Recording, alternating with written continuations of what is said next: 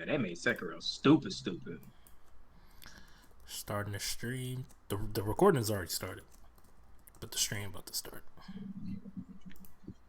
So I'm gonna put it in just chat.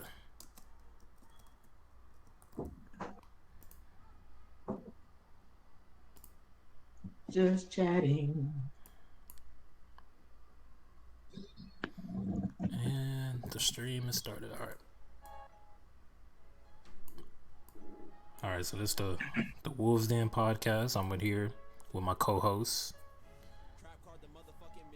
Hello. Wait, are we going by our actual names or what are we doing? I don't know which one we should use. If we don't, I could just say that on it. Nah, we can just go by. Or Stone. My name's Chris, and that's Tyler right there. We'll need to hide our identities on the podcast. I hide my identity from everybody. I don't trust none of these people. Wait, can I say the N-word? Can I? Yeah, you can always say the N-word. Okay, I was about to say how much of this? You can't say the hard R, but you can say the N-word. Well, yeah, of course, not that one. My God, the guy was like, what the hell? You can't say other people's slurs, but you can say the N-I-G-G-A. Of course. I'm never sure sometimes when I can say niggas. The Twitch policy has always kind of been weird. Like, as far as people always say I sound white, so I mean, that is true, and I get the same critique. But just as a disclaimer, we are both African American, black, or black, I guess. Just for all y'all who did not know, bro, I love that background. I really love that shit.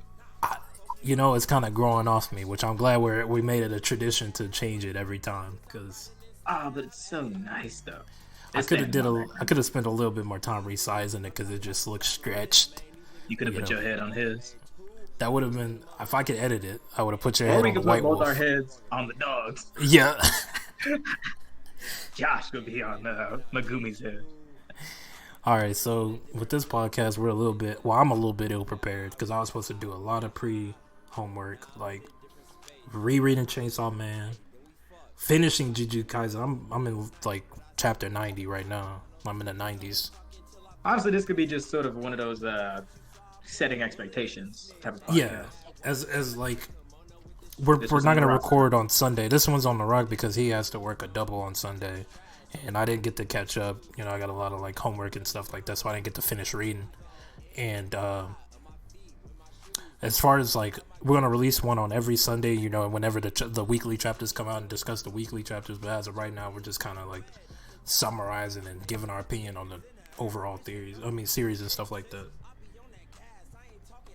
So I guess we can start with keeping people up to date, you know, giving our little takes on past things that might come back up or things that have and interesting things like that. So I guess we can start with Chainsaw Man. Chainsaw Brother. Bro, she does look kind of weird in this. The wide one? She looks. She kind of thick though. Yes, sir. She's definitely got some weight on her.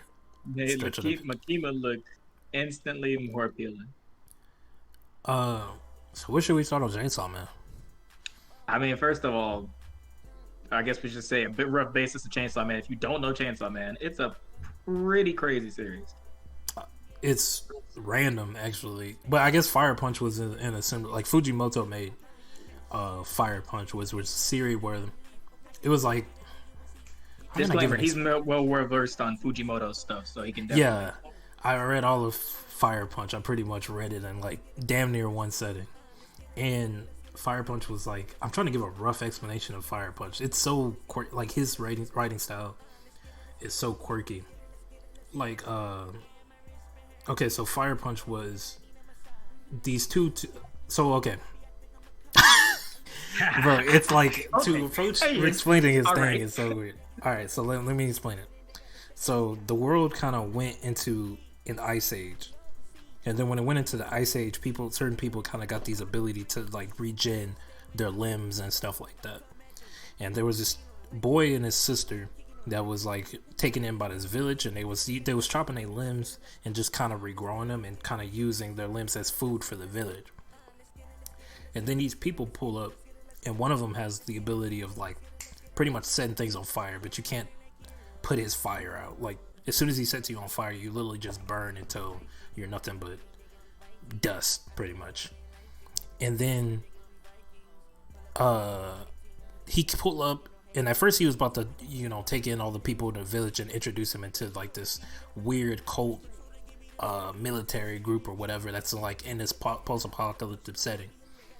And then they found out that like the soldiers like searched the village or whatever, and they found out that there's like some limbs over there, but they thought that they were just killing people and just taking their limbs to eat on them. And they didn't know that these two kids were actually just chopping off their own limbs and just growing them back and using them as livestock, I guess you would want to say. So he pretty much just sets everybody on the village on fire because he's just like, bro, these people are sick. They're cannibals. They're going to be a damage to society. So he just ended up setting all of them on fire. This guy and his sister ended up getting set on fire. But for some reason, he just kind of gets his will to live because he wants to get revenge on the dude that killed his sister. So now he's just this walking... He pretty much just kept regening. And then eventually his body got used to the flames. So now he's just constantly just regenning and on fire and in pain. Just constantly. Like he's literally just always in pain. Because he is literally just burning alive constantly. I know his body just it's not on the docket, but just an interesting little thing to Fire Punch too. It's like, I don't know, the whole thing behind cannibalism is what's really wrong with it, besides obviously the eating people, is the fact that you're killing people, right? So then it's kind of weird that cannibalism where you aren't killing people, it doesn't seem right, but it doesn't seem But the thing is wrong. When they pulled up to the village, they didn't get that context. They didn't know that these kids was doing that to themselves. They thought they were okay. Well, they thought that they were getting bodies from... Yeah, it's like they found their limbs and didn't know that they were cutting off their own limbs. They thought it was just like the village was just banded together to get other people's limbs. So they was just like, okay, yeah, these guys are weird cannibals, so we have to get rid of them. And they just set them so then, ablaze. For all they knew, they did kill a bunch of kids. Yeah.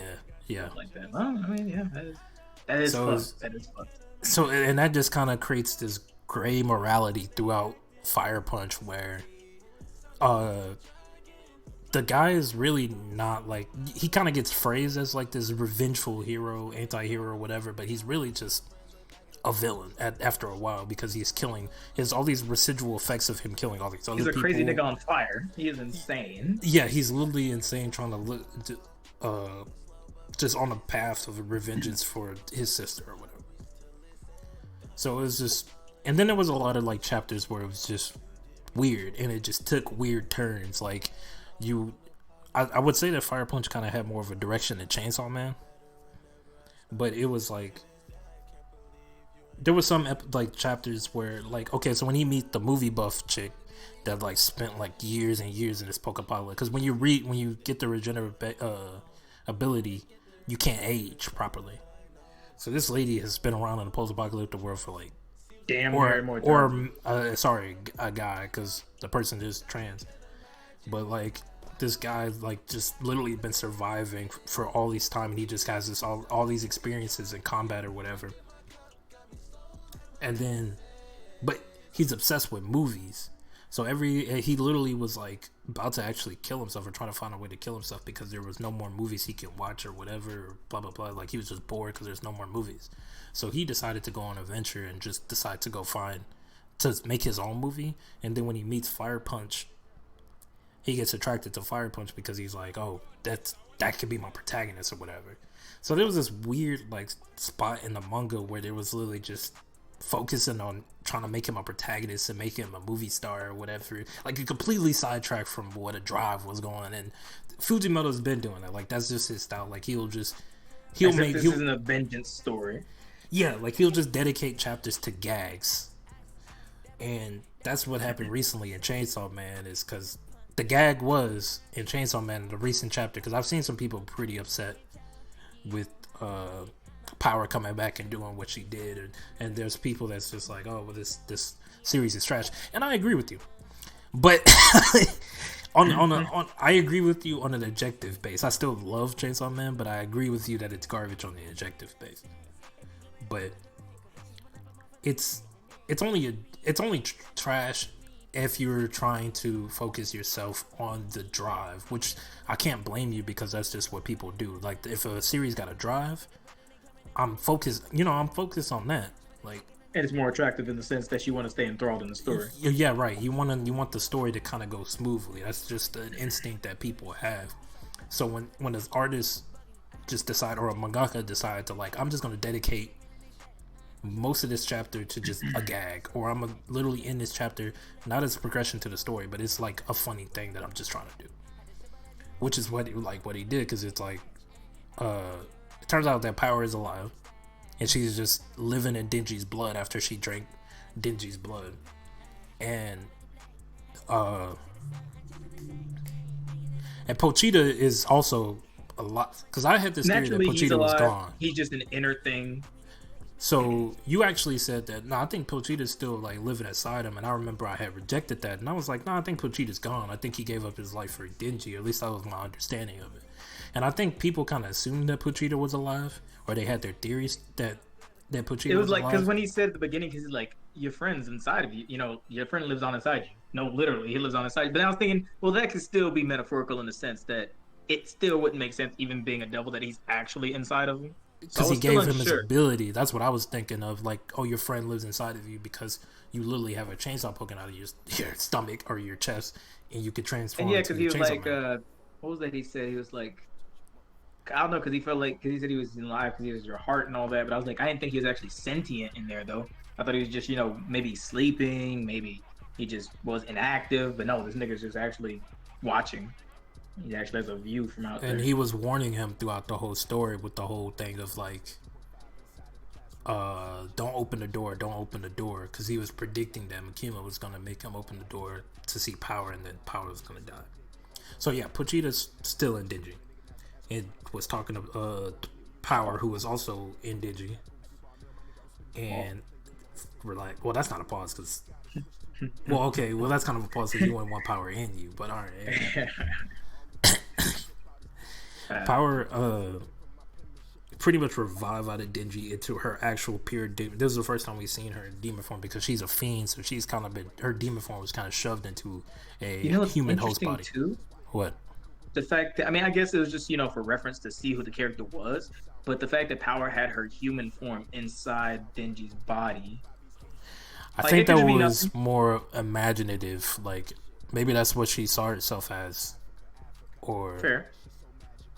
Because I was yeah. like, I guess it's not too important if it's like, oh yeah, we can show her double form in here, or we can, do some shit like this. I think that I guess was more of a literary device, because we wouldn't know that was Power if we didn't see her unless human form. Cheetah's Because, probably like talking. well, I guess say Power, yeah, but I think he wanted her to be immediately It wouldn't be recognized. recognizable. Yeah. So I understand that, but yeah, she came out, and I said that her form kind of looked like the dogs from Better Gear, but she looked like that dude from Guilty, was it Guilty Gear, or you know who I'm thinking of, the long, like, weird nigga from it's either Guilty Gear or Blaze Blue, the long, like, long Aracuna? arm nigga. Yeah, that's what she looked like. The black blob guy. Yeah, Yeah, Blaze. I think normally they might be Guilty Gear. I don't know which one that was, but No, that's Blaze Blue. That's Blaze Blue. yeah.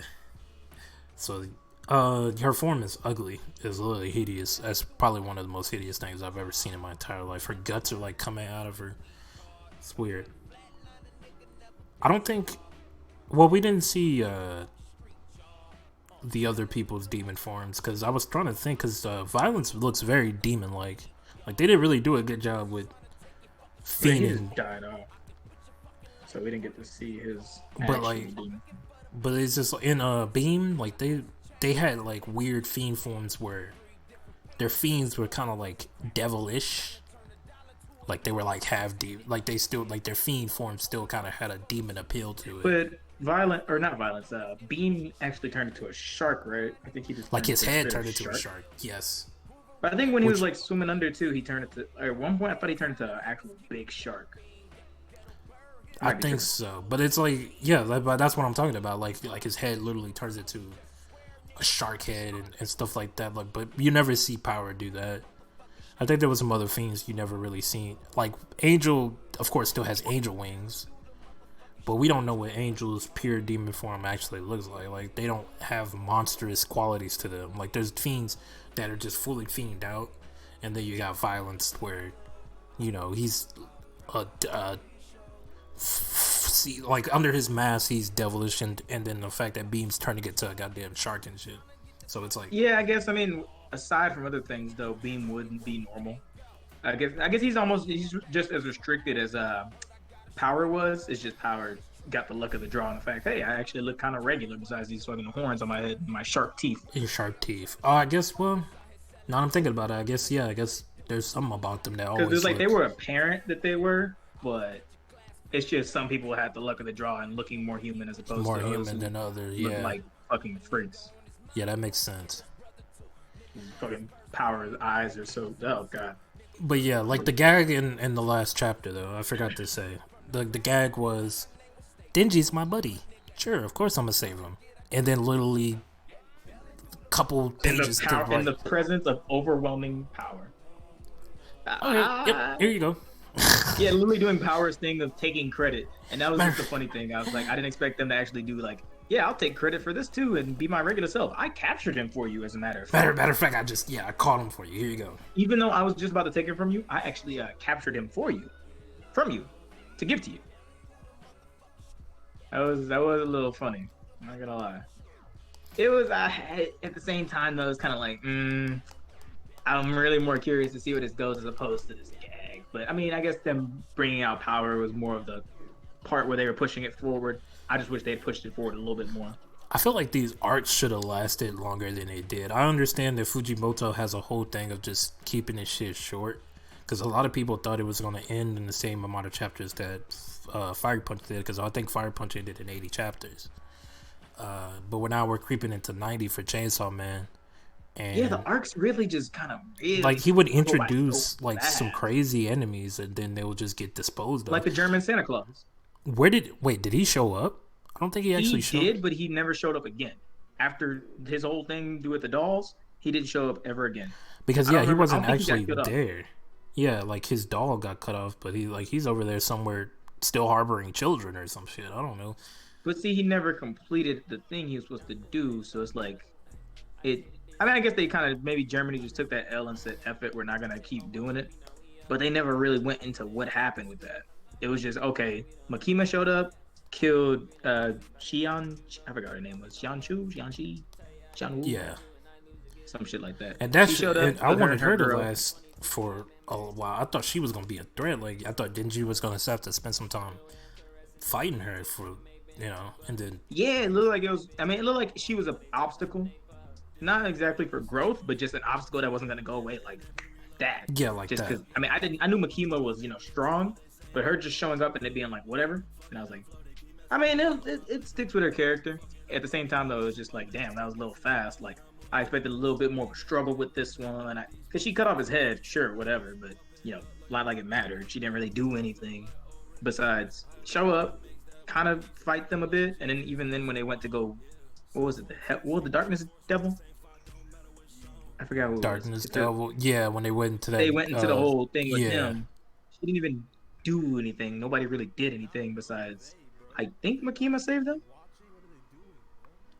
if I recall correctly. Yeah, Makima pretty much. Yeah, Makima did save. Did some shit. I don't think it got completely showed on screen, because that's why I should have reread, because my memory is a little bit blurry. But I believe he made her finger twist the other way, and then she I don't think he died. I think somehow they got out of the dimension.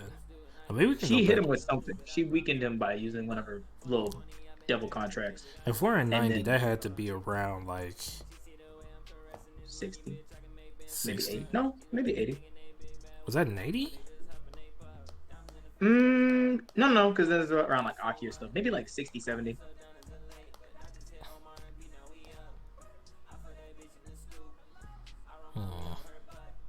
Let's see. Because I know that definitely was. Yeah, 69 is when he was finishing the doll off, so.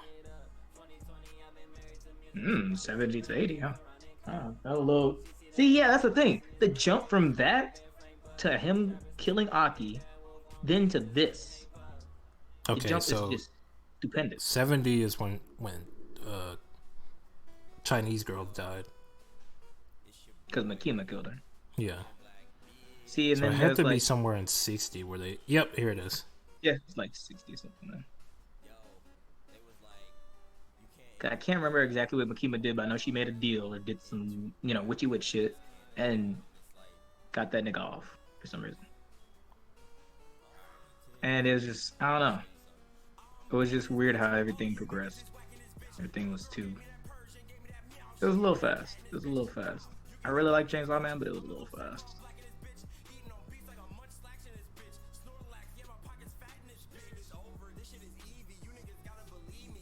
Like, there's so much I still need to understand. Like, yeah, she pretty much did some weird deal with the Hell Devil and sent everybody back. Okay, yeah. So that didn't. The Darkness Devil didn't really get a conclusion. She did kind of just like smush his like lower torso down into the ground. Yeah, she like hit him, and then she just made a deal with the Hell Devil and said, "Nah, bring them niggas back." And it's like, okay, bro, it's weird. Wouldn't the Hell Devil just be the devil? It's kind of crazy that what we saw of Makima back then is pretty much what her abilities is. Like, one of the cool things that was about Makima was the fact that her abilities was kind of like an enigma. We didn't really know much about it. There was like this whole hype behind figuring out what her abilities or what they do and what they're connected to. I kind of had this whole theory that she just made a bunch of like contracts with a bunch of different like devils or whatever, like some kind of crazy thing. But because that's what you see her doing too, so it's kind of like trying to figure out exactly. She got some kind of abilities that are linked to deals, but most of it is just her extending her hands out and smushing people and bang and onomatopoeia abilities or whatever. See, that's what I wonder. Like, what does that mean? Does she have a dominance over? I think that's just her thing as a devil. Like, that might be her base abilities. But that's crazy because it seems like everybody's just got like the same standard. And it's kind of lame. They got like super regeneration and all that, but like they've always had to rely on their devil abilities to do anything extraordinary, besides like super strength or regeneration and shit. So it's like I don't know. I feel like there's something tied to her power, but it has to be with manipulating the air, the space, the cells. Even maybe it goes that deep with how because she is the control devil. So maybe it goes just so much deeper than just controlling people, which would be insane. And I don't know if Fujimoto will ever get that in depth with it. Hell no. That nigga ain't gonna do that. That nigga ain't never gonna do it. He like, oh yeah, y'all think about all that? I'm gonna go finish this up real quick. She is gonna literally end with her abilities only being fucking bang and smushing people lower torsos into the floor or whatever. Like, I don't know. Her abilities are kind of whack. Still out there, just so out there because it doesn't make any sense. It's very basic from what I thought. Like, everybody else in Chainsaw Man have had crazy fucking abilities, and all she does is literally extend her hand out. But see, that's the thing. Hers is so different though, because like everybody, they've got like crazy abilities based on their devil, like just more visually based on their devil powers, and it's just like, what sense does that make that she could just point and say bang? Like, what is that? I got a question of what is up with Japan and symbolisms based around sex in the womb? That's my thing. What's going on with that? Like, I guess because I just came off. A lot of people are very fanatical about the beauty of life and birth. So, but it's mainly focused on the women's anatomy for some reason. Because I guess because I just got fresh off of watching Evangelion and going down that whole rabbit hole, and there was a lot of symbolism of just vaginas and sex and kind of like it's very sex-centered symbolism. Of life.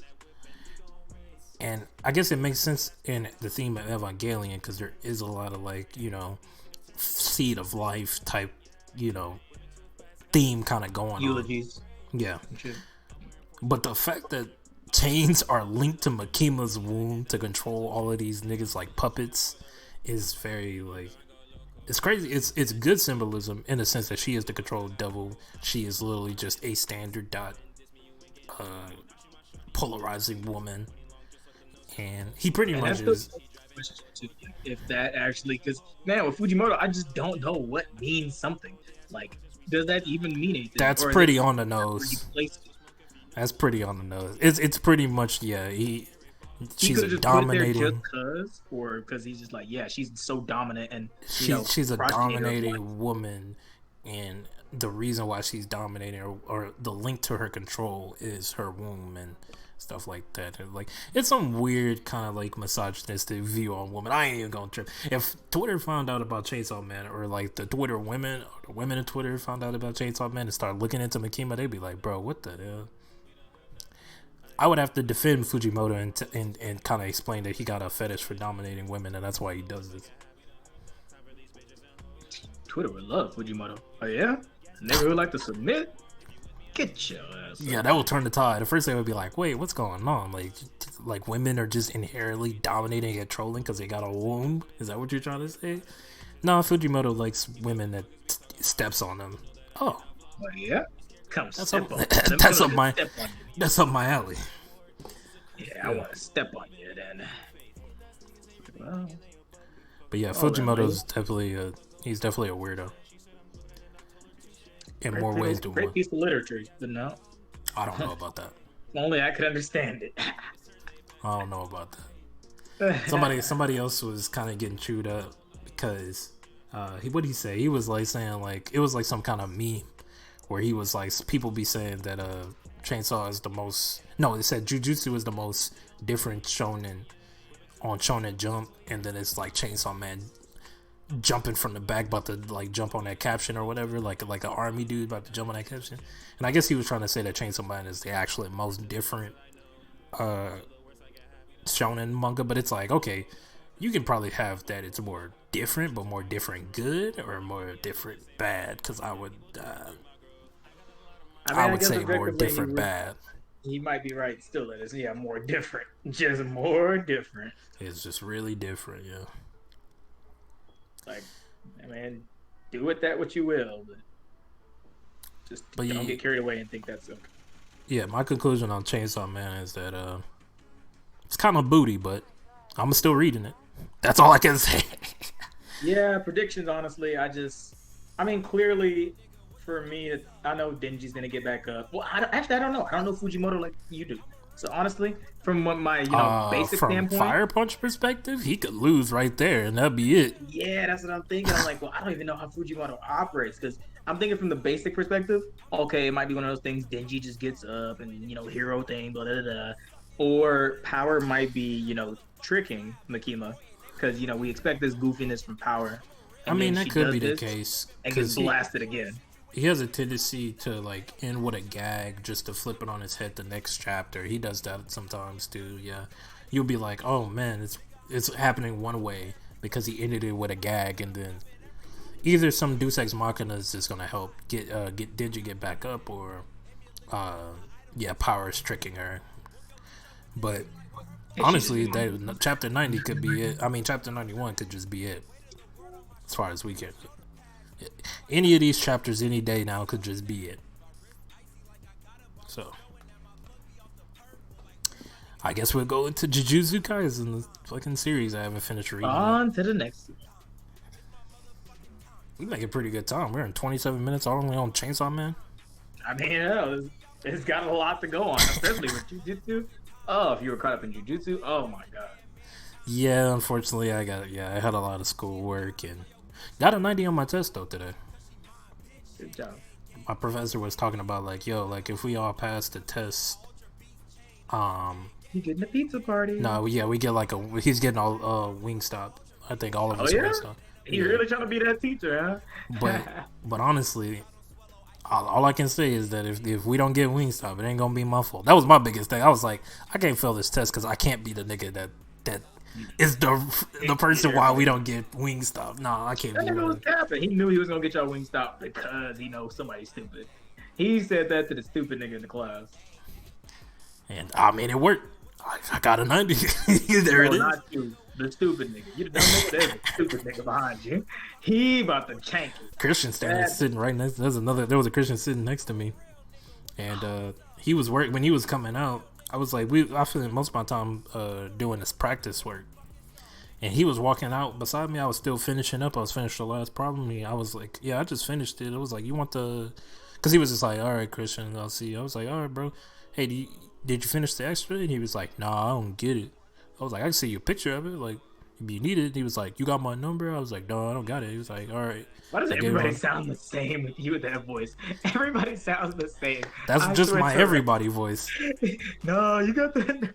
I literally even voice women the exact same way. That's what I wonder. I'm like, man, I'm just catching on. Everybody sounds the same. No, man. He No, low-key man, kind of does sound like that. He sounds like Eeyore. Okay, but Terrell sounds like that too. And I was just like, man, he did do a pretty spot on Terrell. No. Like, okay, Terrell does kind of sound like that too. Now, I don't know. Niggas just got a lazy way of speaking. I mean, me too, but it is what it is. True. Now, speaking based off of this picture, first of all, just summary of Jujutsu Kaisen. It's about exorcists and kind of a world where there are curses, and these curses. It's almost like, you know, exorcists versus demons. You could basically call these curses demons, but not necessarily, because they are born from natural human negative emotion and feelings. So, but then you got old boy with the line on his face, and I just finished that backstory with him and Gojo, and he's also a curse. He's a curse, but yeah, he started as a human, and he just kind of. But the backstory was kind of paced out really. Oh, you mean Gojo? I thought you meant Homeboy. No. Yeah, Homeboy. Yeah, with the curse that's working with the curse. Well, I don't think he started out as a human. I think he was already cursed. Was he? I mean, he was. Because they talked about him being one of the original ones, like them, like Volcano Boy, because he's straight up from, you know, fire, people's fear of fire and this and that. And then Nature Man is, you know, the nature nigga, and then Water nigga is the water deity. But and like from the backstory, he was in Jujutsu. Jujutsu High wouldn't allow a curse to be a sorcerer, right? No, Homeboy, I don't think he was there. I don't think he was in it. I don't think we're talking about the same person. You're talking about Patchface. Yeah, I'm talking about Patchface. Oh, yes, no, I'm talking about Leader Dude with the line across his face, not Patchface. No, his name's not Gojo. Geto. Geto. Ah, that's why I was like, wait, I'm mixing it up. Yeah, no, yeah, Geto. Yeah, Geto's thing was, pretty fun. Yeah, like he pretty much was, I guess, broken up about Rico getting shot in the head. Yeah, literally just gets shot by Megumi's father, by the way. Yeah, crazy. I know. Yeah, his whole thing is weird too, because he's like, I didn't get him. Because I guess he's like how do you explain it is that yeah, he's basically like Maki. He has the heavenly restriction to where he can't use curse power, but it gives him crazy strength. Everything else, yeah. He's crazy strong. He has crazy senses. He's just good. He's just a real all around nigga. So it's like he's like, just he was damn near superhuman. Yeah, he's literally hurt. I didn't get how Gojo got back up either. Like, he explained something where he was like, "Oh yeah, you stabbed me in my neck, but like I redirected it into my head." Like, that would be any of those spots would have been fatal. I don't know how that made it any better. It's like regardless in his situation, he just evolved because he was already the strongest beforehand still, but he just evolved even more because he was trying to, you know, keep up with this ability he was doing, and it finally clicked to him, and that's what really. What was it called? Red it's something. The same as his affinity thing. He never really got hit. He just went through him, but he never actually got hit. I mean, I guess that whole backstory is paced out pretty weird. I ain't even gonna lie to you. I was kind of and it sucked because Geto, he just couldn't see the point of people who would flock and, you know, why am I protecting these people who are so weird and crazy and then he chalked it up to, you know, why am I protecting people, and then he just went off to, you know. Like he pretty much is the same type of typical villain where it's like, to get rid of all the evil in the world, you just gotta kill everybody. Just get rid of everybody. Well, see, his thing is to get rid of the evil in the world, get rid of the victims, not get rid of the evil. Get done with the victims. That way, because more evil keeps showing up. But if you get rid of the victims, then no evil can keep spawning if it just keeps getting dicked on. And it's like, well, that's pretty extreme. Debatable. Because that just might mean greater evil might pop up. So that theory is a little shaky. Yeah, but hey, you go try out your thing. But I ain't even go cap to y'all on here, man. The story is still something I gotta kind of still sit with. But the fighting in this is some of the most. It reminds me of like when Naruto was good. To be honest, it reminds me of like Part 1 Naruto of the fighting and stuff like that. Because it's like. No, not even Naruto. I say Hunter. In the power system, it's kind of like integral, like Hunter in a way where it's like very detailed, everything kind of makes sense. There's some abilities that's almost conceptual based, like Gojo's ability. And yeah, you can see this domain expansion like everybody does too. Everybody got it, but it depends on who you are, how strong you are. Like Homeboy down there, he can, bring you to a volcano type of, domain, his place. So it'd be a lot hot. He can't miss any attack on you. And that, you just pretty much get fucked if you're weaker. But if you're Gojo, who is undoubtedly the strongest out of anyone ever in this manga at the current moment, just for whatever reason, because he was born touched by God. Yeah, just like he was the chosen one or something like that. Yeah, like he's the Don. He's the MC who's not the MC. But yeah, he's literally just the trump card of the series. Like he just shows up and he's just like where I'm at right now. He's making mincemeat of all three of these niggas. He just killed the nature nigga. Yeah, he literally just took out, smushed him into a wall, and I think he's about to kill the volcano dude. Because see, his whole thing is just being the most, like, look at this immeasurable void. It's literally something to do with space and having all the knowledge of the universe or whatever, or everything in existence just flood into your mind. Once you get to his abilities, you just gotta look at it in awe and just be like, ooh, and then keep going, because it's like and also if you get hit with a beam that's literally infinity, just assume that you're just gonna die. That's all you need to know. Actually, if you meet this man and you're his enemy, you can already assume you're probably dead. Because you're dead. Yeah. He's like, when he does right there, it's just like you have nothing. You have nothing that can compare to that. He can literally create a void in which you just absorb all the knowledge and you can't do anything with it. You still haven't processed it. Bro, I can't believe they killed Mekamaru off that fast, bro. He got his body back and that nigga was going crazy. I wanted him to live because his whole thing is interesting. I mean, it was kind of, his thing was all destined because he started working with the wrong side for reasons. His body. Yeah, his body and stuff. But it's like, bro, his powers is clean. So. Like he's literally in a giant robot controlled by, like, I guess, his heavenly restriction. Is it okay? So explain heavenly restriction to me. Explain it to me. Heavenly restriction is basically like, okay, it's basically like in Risk of Rain, where you give up all your items to get like a stack of this many items. Basically, like for Maki, she wasn't not gave up, but some people. I get her. She doesn't have any cursed energy, and her father, or what do you call it? Cursed energy. Yeah, she gave up all her cursed energy to just have raw physical strength and physical prowess, and she's pretty much like a weapon master, almost like Tintin, but actually she can't even see curses because you need curse energy to see curses, so she can't see them unless she's wearing glasses. It's not an option though. You kind of it kind of happens. I'm not sure if people can do it to you, but as far as I know, I think it just happens, and it just like you're just born one in a million or whatever. I think Fushiguro was they said he was kind of like an experiment of that. So that got put on to him, I think. Yeah. Homeboy's I think his dad was probably an example of a nigga that got put in that position. And they're part of the same family, so she probably also got hit with it the same way too. But as for Mekamaru, I'm not sure what the relation is. If it was put on him or if he just, couldn't, it was just like that from the get-go. But yeah, basically heavenly restrictions, like trading something, it's like an alchemy thing, equivalent exchange. You got to give up something to get something. Like I think Mekamaru had tubes that had cursed energy in it. No, he had cursed energy. He just couldn't go out in the sun. He couldn't do anything besides move from a doll. Like it was just he sacrificed basically his physical life for a mechanical physical life. He didn't sacrifice it though. It just happened. Whoever did it for him. So yeah, that's why he, of course, wanted to leave, because he couldn't leave without the sun burning his skin or some shit like that.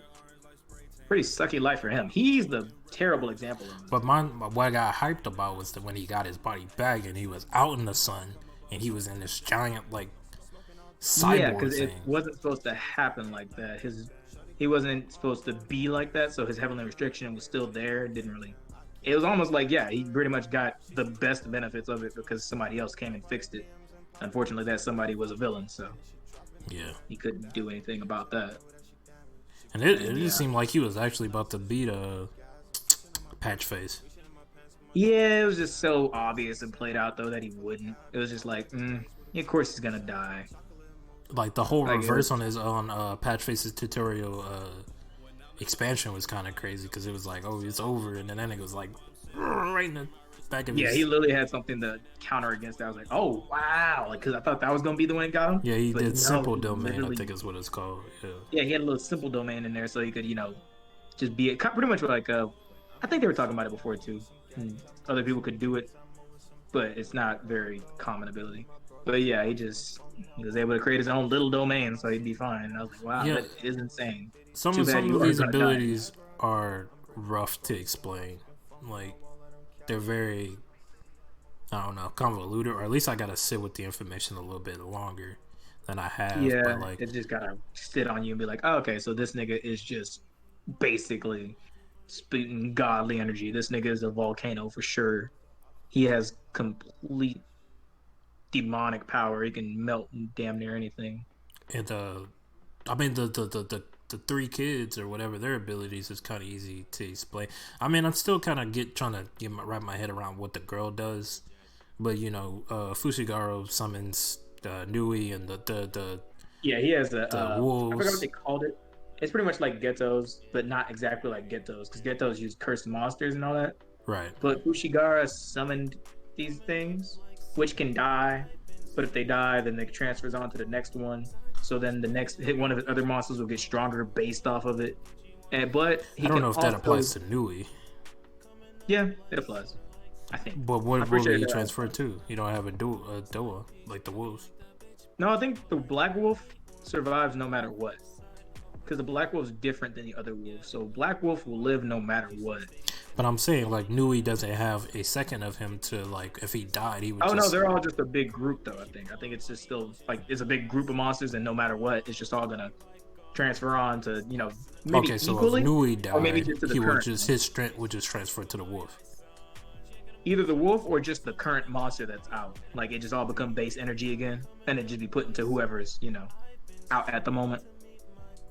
See, even Fushigaro, I thought I had an understanding. That's Yeah, he's like even got everything is detailed as hell. and that's the crazy thing too. There's gonna be something later on that I will let you definitely see, because I didn't expect this exactly, but it makes sense that it happens for Fushigara. It is interesting to think what happens with his power.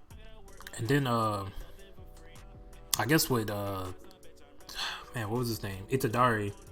Like he kind of has this like whole thing where he's almost kind of like Knuckle Binds in a way, where he's just like, well, Knuckle Binds kind of had this whole thing where he taxes you on every hit and it adds up to some kind of like bank thing. But with Itadari, he like punches you and then like there's like a delay function to his ability where it's like he'll punches you It's a and double then hit thing, a yeah. double hit will come after like yeah. And see, that was just the surface of his ability, because his abilities then stem into, okay, well now you're doing that. Then what's his face told him, hey, you're doing that wrong. You should actually do this. And then he learned to do Black Flash, which is like I Yeah. guess condensing his cursed energy into a super high speed punch.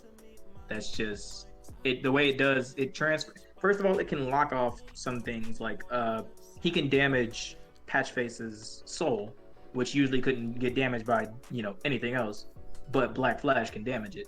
I don't think Black Flash is subjective to just Yuji as well. It can be used by other people, but it takes some heavy practice. So Yeah, and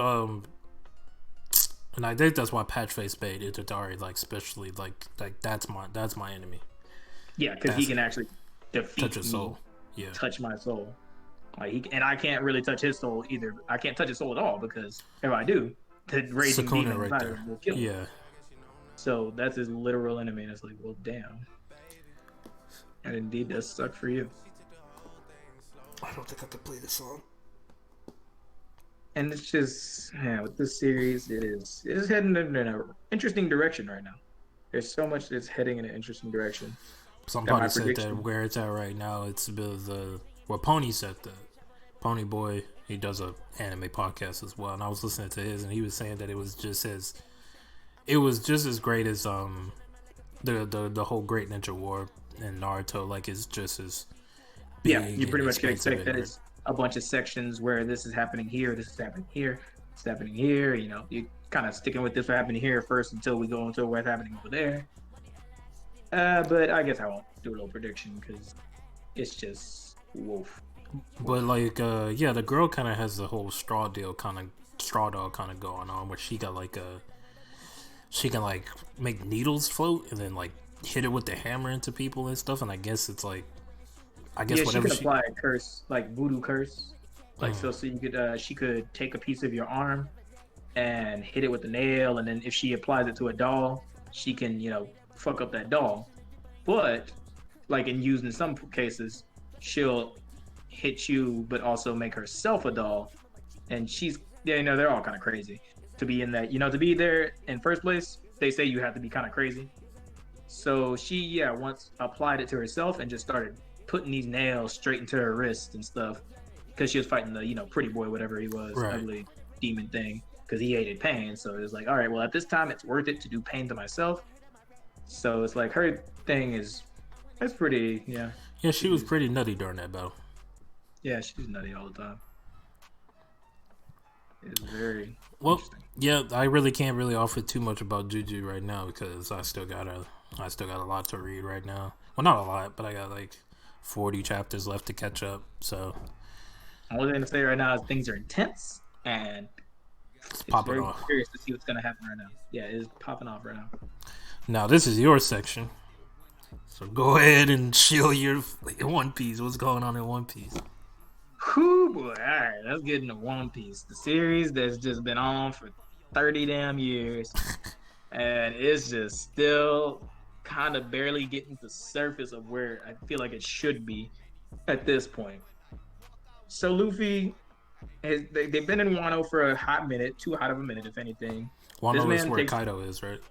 Yeah, Wano's where Kaido is, and the samurais are, because they got brought there by Kinemon, who's like their samurai ally.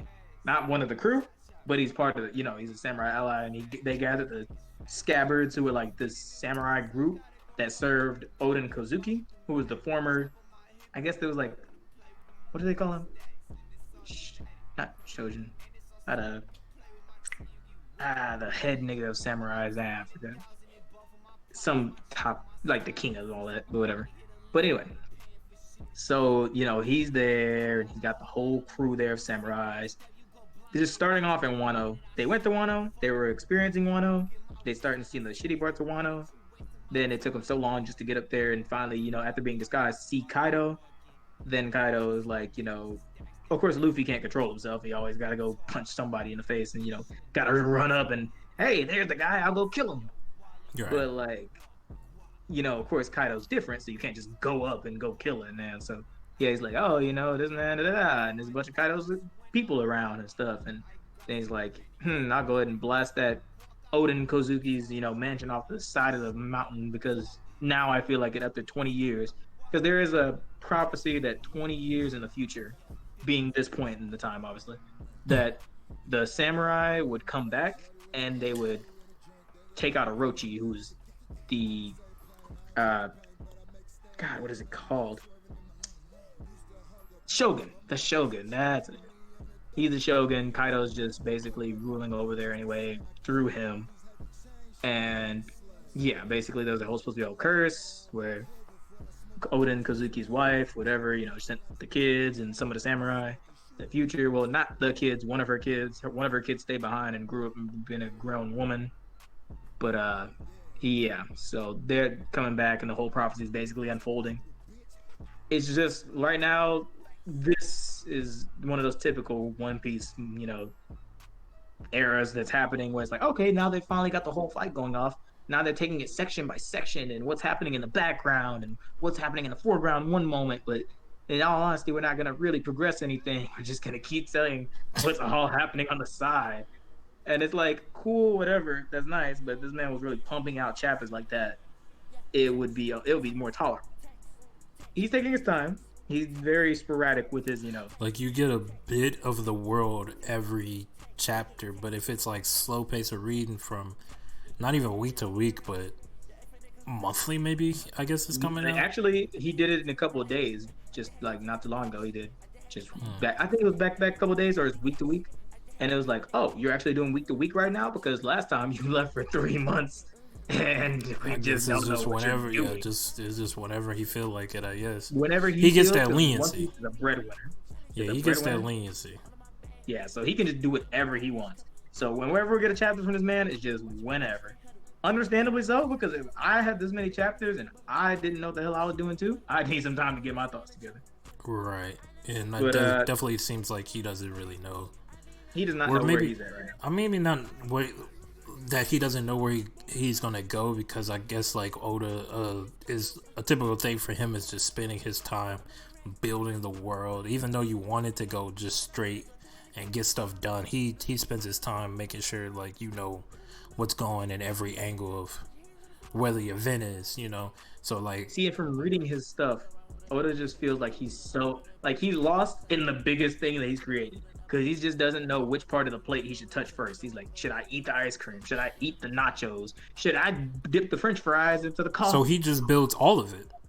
Yeah, he's laid it all out, and now he just doesn't know where he's gonna go from this. Like this Oh, point, okay, I see what you're saying. yeah, So it's this like point, he built everything up so what's happening in every angle, but every chapter, instead of just like, okay, you gave me everything of all the angles of what's going on, move forward. He instead comes back and just keep tapping on like different. honestly, at this point where the fight is, they're in a climactic fight right now. But well, it's not a climactic fight. They're just in a fight in this big climactic war that's happening. But Oda, I still expect him to just veer off and go talk about the Navy or talk about some character who's back in the first. He might go talk about Johnny and Yasaku. That's how sporadic he is with just going back where he was, and then we're gonna figure out some other stuff. And I'm like, what, Oda? What? Why are we going back in the past? He spent 10 chapters in the past, mind you. This man spent. But that was when he was telling the story about the samurai. That was interesting though. That is, mind you, that's fine. But he spent like 10 chapters. I was like, Oda, dog. And it's a story that's based on a real event that happened in Japan. Yeah, he took his own little spin on the story of maybe what's going on. I think it was going on. No, it wasn't going on. But it was just insane that he just, he can veer off for so long, and then when he comes back, he's like, oh yeah, anyway, in real time. It's just like, man, dog. Because then you spend so long in the past, but then every chapter you gotta remind yourself what's gonna happen in the past, because you know what's about to happen. He's telling the backstory, but you still know, okay, Kozuki Oden's gonna die. He's still gonna die. This is still gonna happen, no matter what's happening, no matter how strong he's shown himself to be. Something happens to where he has to die. And as naturally, of course, it did. He was fighting. He would have beat Kaido and all that, but they held his son hostage, and then he was forced to, get his ass beat upside the head and submit. Mm-hmm. And it's just like, it's interesting actually in the fact that we didn't know how. I'll give him that. I would have loved to know how a little earlier, but that was crazy because I didn't think they'd capture Momonosuke, his son, and say, hey, stop right there, or else kill him. And then he's just like, ah shit. And then while he's looking at him like, ah shit, Kaido just comes up and bop with his old big spiked ass club, like put him in jail. And then just I don't know, like you would think it was nice how he went into detail, because they could have just said, okay, yeah, he went in the melting pot and died. But no, they were like, hey, to stay with the story, because they are recreating the story. Hey, he was going in the melting pot. Him and all his associates were going in the melting pot. And this one man said, I will carry all 7 of these people, including this giant fat cat, giant dog, giant man, tall lady, who was actually a boy. We found out it was a boy. I was like, oh, you fooled me. You did fool me. And yeah, it was just like, I will carry all of them. Because originally, the original story, the guy holds his son, and, since he's like, all right, well, his son, since he held his son for so long, he could live. But no, he said, yeah, I'm going to hold these 7 people up here. And even though they shot him in the back, and even though they, were waiting for so long, him being boiled alive, he managed to carry all those people. And it was whatever. So that was a nice little, wrap up and to Oden's story. So are they in a war with Kaido right now? Is that what's going on? They are in a war with Kaido and also a war with Big Mom, because Big Mom went there to chase Luffy, but she at the same time was like, hey, I'm gonna just go fuck up Kaido shit. But most of the part she was chasing Luffy. But while she was chasing Luffy and all, Ex Drake, I believe, who was one of Kaido's dudes, found them because they have to go up this waterfall to get up there to Wano for some reason. He knocked her down, and Big Mom lost her memories, and they went on this whole spiel where she was hanging out with the Straw Hat crew because, she didn't have any memories, and it was like, whatever, one of those little gaggy bits. And of course, naturally she's gonna gain her memory back, and then she's gonna go up to the kind of capital. But then she made peace with Kaido because whatever, they're just two strong niggas. It really was whatever. It was out of nowhere. They just said, hey, we're just gonna take One Piece together, whatever. So they did that. Mind you, Kaido's a suicidal warlord, so it's weird that he even wants to progress anything, knowing he wants to kill himself. Whatever. Wait, Kaido wants to kill himself? Why? Kaido wants to die. I don't know, he just hates life. He just hates life, or he hates his life. But he's unkillable. I think I don't know, I think it had something to do with women and children or something, like having, a wife and kid. I don't remember the story exactly. But this man he's jumped from the heavens and landed into the ground and still not died. And Jeez. He's been shot, he's been guillotined, he's been stabbed, or attempted to at least. But this man just can't die. Nothing can kill him. I mean, at this point that they know of. Of course, there's people who rival him, but he's still not dead. And he's not one to... At first, he was kind of just letting himself. Huh? Shanks could probably kill him, right? It's honestly up in the air. Of course, because he's on his power level, you'd think. But I don't know what Kaido's like...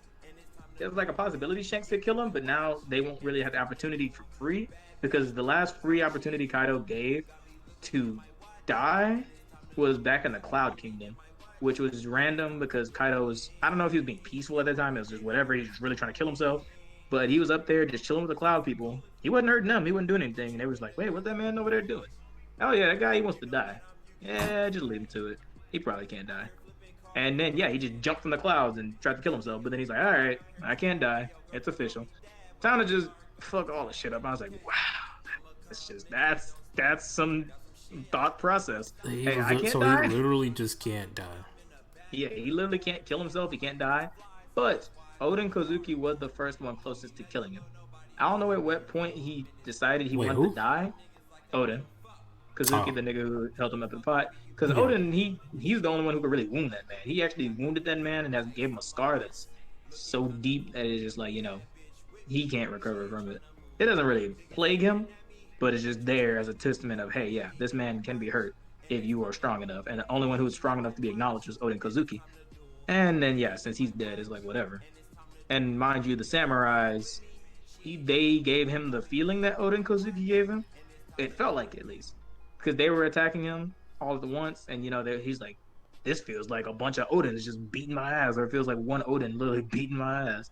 And then they did like this big joint move that like just a cross slash in his chest or something where the scar was.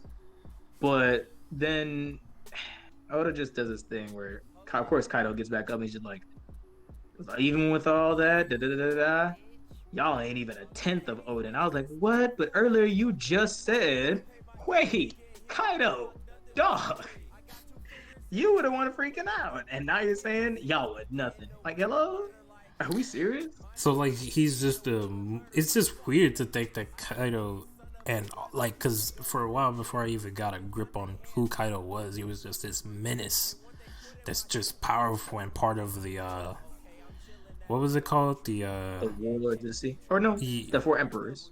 Well, what now? They had a name for it though, right? Beast Pirates. No. Oh no, usually the name for the four. Big Mom. Yeah, they just called the Four Emperors. But they had a name for it. No, because the Shichibukai is the 8 warlords. Nah, hold on, I'm gonna look it up. I'm not sure if they actually had another name for the 8 warlords. I mean, for the 4, whatever they are, the big 4 maybe. I'm gonna see. Cause apparently he's just always been, I don't know, that nigga. Yonko. The Yonkos. Ah, right. There you go. Forgot that. Yeah, so I was just like, bro, like, yeah, he's like I just kind of had this feeling that he was just gonna be just some kind of hard ass like big nigga. Like I thought he was gonna be like who's the nigga, the magma face nigga? Kano. I thought he was gonna be like a Kano, like just a demon. I mean, in a sense, he is a he is. demon, but like I just didn't get that. I just didn't think that would be his. It's just kind of high. I guess that's just how Oda is. He's just funny like that, like to make somebody that's that powerful, like some moody drunkard, suicidal, Suicidal person who's just he's just messing stuff up without actual goal in mind besides just to get just some excitement in his life because he's I mean, because depressed. he has goals. He has goals like become Pirate King, find One Piece, da da da. But with Kaido, you can tell he's just someone who's extremely powerful. And as opposed to everybody who's so powerful because they believe in something and care, he really just doesn't care. He couldn't kill himself, so he's just gonna do this now. And it's like, all right, I guess that's one way of putting it. Just don't Yeah. give much of a fuck, and you still Speaking just. of the Yonkos, it's always so crazy to think that Blackbeard is in the Yonkos. Just a fucking Yeah, grease ball. but then they considered Luffy a Yonko too, so it's like I don't know.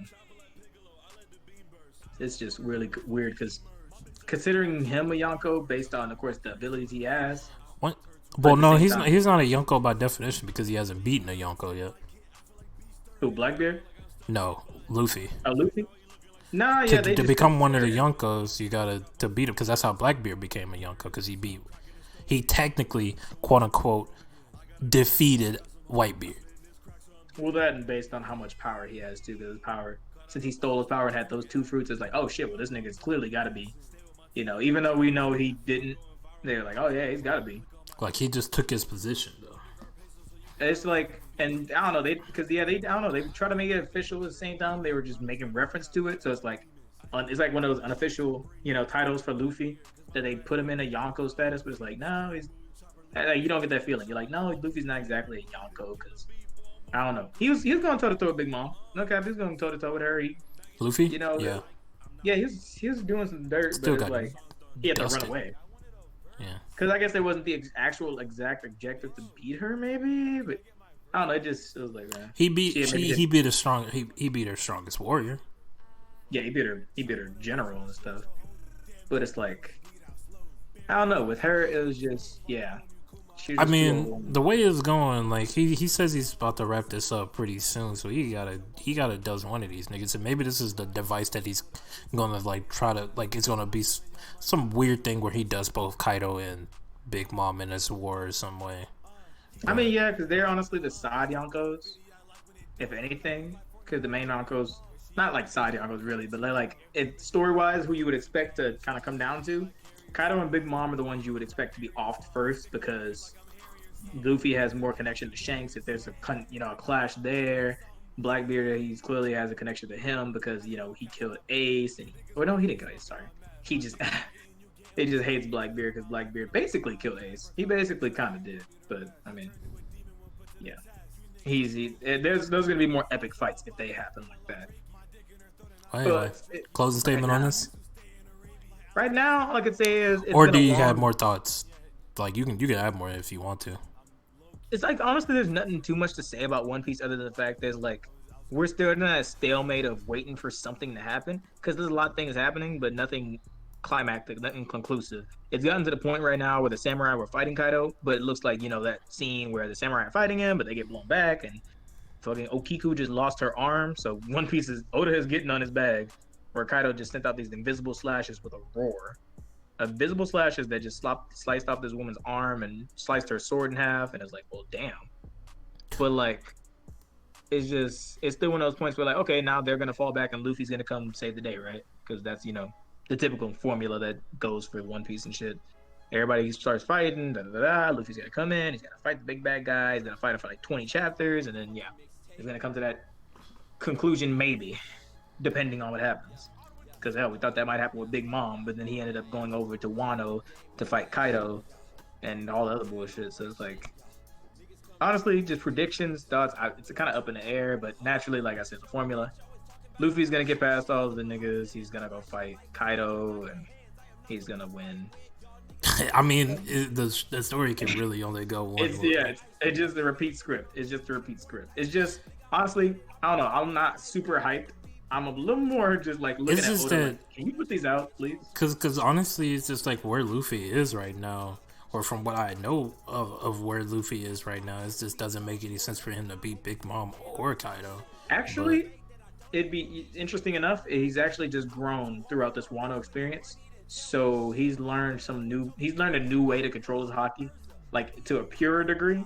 Because it's like, okay, you thought he had really good control before. Oh no, it turns out what he had before wasn't even really it. It wasn't the Don Juan. Like, of course, it wasn't really.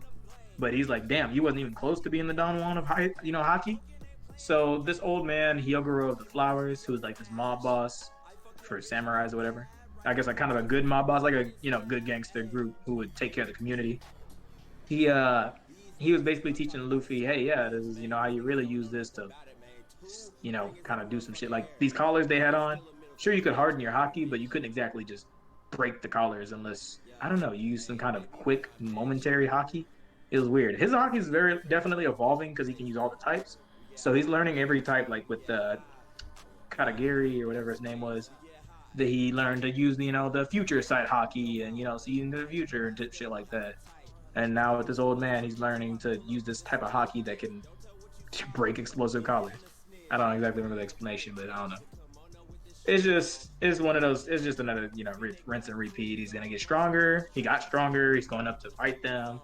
There's gonna be the epic battle. He's gonna pull out the stops more, and presumably he's gonna kill. Not kill. He's gonna beat Kaido because he beats most of the time. Never really killed anyone. Damn near. But like, or Kaido's just gonna fall into the ocean and die. I mean, there's also that. we're gonna have a conversation about Luffy's moral ambiguity one of these days. But yeah, I guess we spend a lot of time on he's this. just honestly on the spectrum of Gon because he's just like, I'm not. I mean, hell, Gon's more. I think Gon will kill more than Luffy. Luffy's just like, Oh no, yeah, Gon's we've already discussed it. Gon is a sociopath in a weird way. He's so Gon.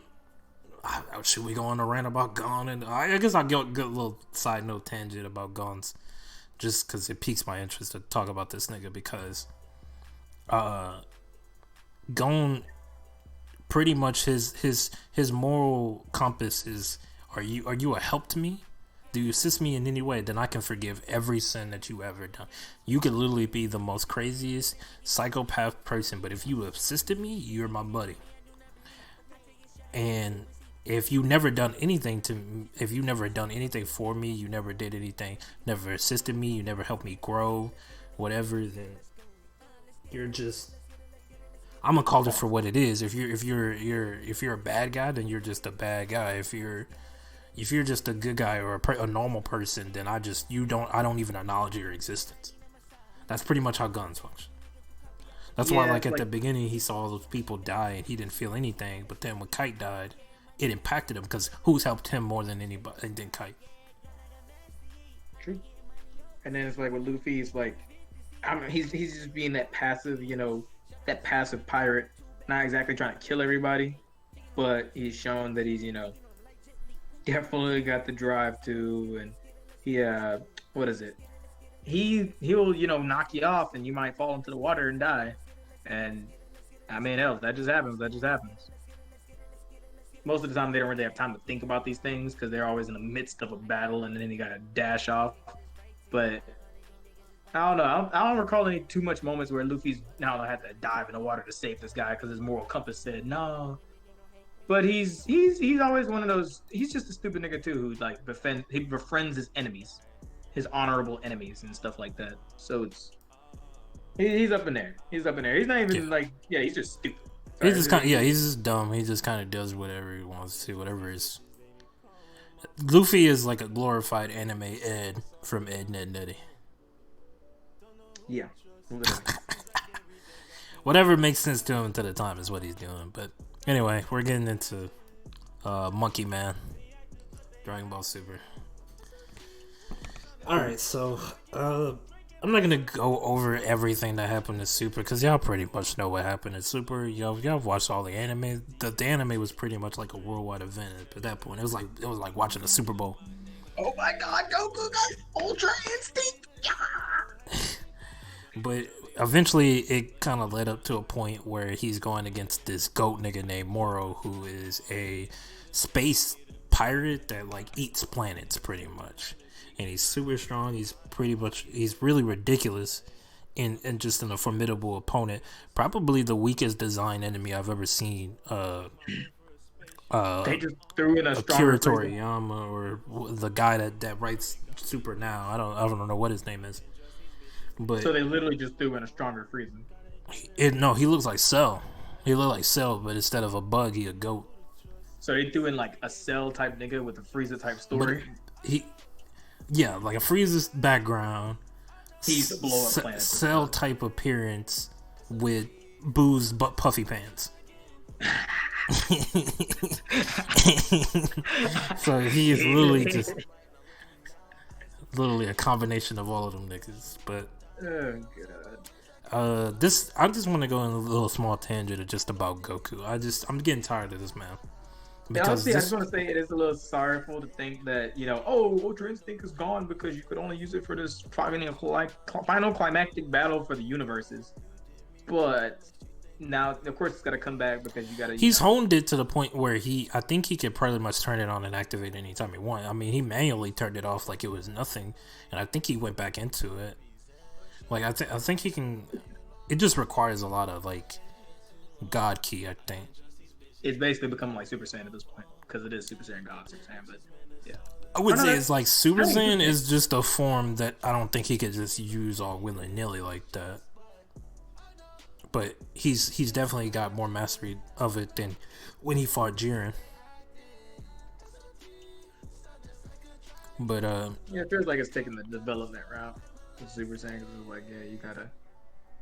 Yeah, he pretty much because I think at first, yeah, they was fighting him in their Super Saiyan forms and stuff like that, and then they was just getting their ass whooped, and then Goku finally went into Ultra Instinct, started beating this nigga's ass, and he was pretty much on the ropes, and Goku had a pin down, and then he was begging for his life and whatever, and everybody's on the sideline like, Goku, finish that nigga, kill that nigga. Kill him. He needs to die. Goku, kill him. And then Goku's just kind of like, no, I'm going to talk to him.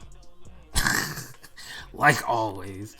No, I'm going to have a conversation with him. And then he pretty much was talking about like, hey, I'll give you this senza bean if you promise. Like, he started off, he was like, do you train? And the guy was like, no, I never have to train. And he was like, maybe you'll beat me if you'll be able to beat me if you train. Because as of right now, you can't beat me, and he was calling him a sneaky bastard, just getting all cocky. It's that same saying arrogance that he's always kind of just had, but like you think of Goku as a humble, nice guy, but he still has Saiyan in his blood, so of course he can be arrogant, just like most Saiyans, especially after he got his Super Saiyan transformation. I think his blood that Saiyan part of him just kind of amplified. Because like ever since he turned into a Saiyan, that's when he really turned into this, like his cockiness started to show. Like he started becoming the arbiter of justice, and he always feels like he can talk. Like this is definitely a nigga that you just cannot talk to. He's literally been doing this. It's just interesting to think that Ultra Instinct is a form where you rely purely on instinct to move and do most anything. But you're still stupid. Him, his instinct is to be stupid. His instinct is literally being goddamn idiot. That's crazy to think. Goku, your instinct is to really be just the dumbest nigga possible? But it has nothing to do with his brain power, just his body and, his physical prowess. He's still dummy. The whole thing of Ultra Instinct is that he don't have to think. Because as soon as he starts thinking, he starts letting niggas get scissor beans that literally wants to eat the planet. And I'm just tired of Goku's stupidity, but that's pretty much all I gotta say about Super is that I just want him to stop being dumb. I want them to stop writing him dumb. Like he literally, because Moro had enough time to there's this other nigga that taught Goku pretty much how to use his Ultra Instinct better. So he has some access to Ultra Instinct, and Moro has this thing where he can kind of just absorb people into this crystal in his head and take their abilities. So he pretty much just saw the crystal of the dude that had the dude in it, because the dude got sealed in the crystal earlier, and he pretty much got it and then put it inside his head, and now he has Ultra Instinct. And they were scrapping, and then like Goku kind of put him down, but then he absorbed himself into the planet, and then now if Goku kills Moro, he'll destroy Earth. They're tied together now. Ah, great. Yeah, so Goku I just need him to stop being dumb. There's really not much to talk about on Super. I just want So them literally to. it's the same thing as he just rehashed what happened in literally Z, because then he let Cell go and Cell ended up, Almost being blowing up the something planet. detrimental to the Earth. He almost blew up the planet. And now, I mean, I guess all the enemies are detrimental to the planet Yeah. at some point.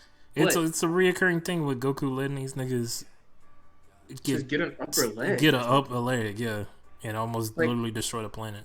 It's insane because it's like, okay, now this man is fused with the planet. I'm sure you didn't think another Cell was going to come along, but look, you idiot, you've literally done the same thing. The smartest decision that Goku did was like, I'm gonna stay dead because obviously I'm just a magnet of just terrible things happening to this planet. Yeah. You're a magnet for those things, and also you also set those niggas up to destroy the planet.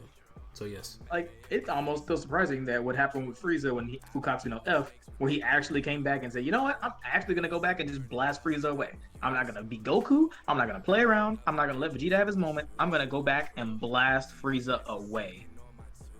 Thank you, Goku. Thank you. Please just kill the nigga stuff where he doesn't kill the world. Please. But, like, dog, I just need to know why this man has to do that. I have to play with this nigga. I have to, God, he's just so stupid. He's really direct to the point when it comes to the fights. That's the whole yin and yang with him and Vegeta. Vegeta is very cocky and playful when he's fighting a nigga, and it lets niggas get upper hands in the fight. Goku's very much a put him down, I'm gonna beat you down, and like suppress you in a fight.